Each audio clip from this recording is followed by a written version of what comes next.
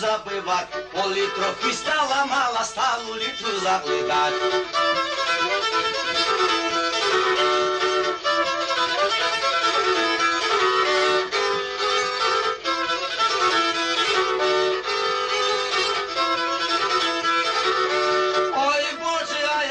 Стал хозяйство наживать, продал дом, купил ворота, сам себе запирать.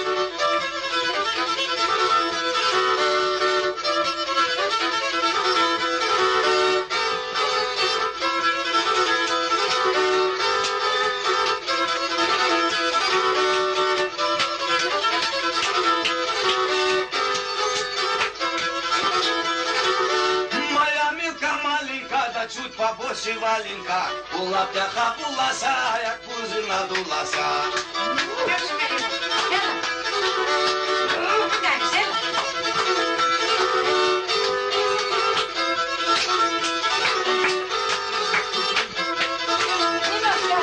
Если думаешь жениться, приходи в столовую, выбирай официантку самую здоровую.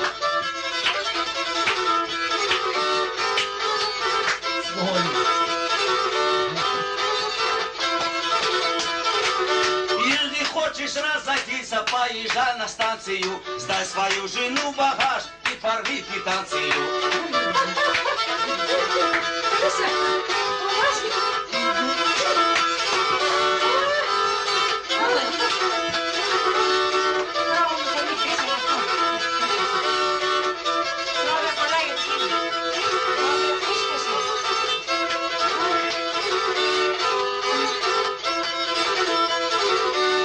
Кристюшкина мать надумала помирать. Умереть и умерла, да только время провела.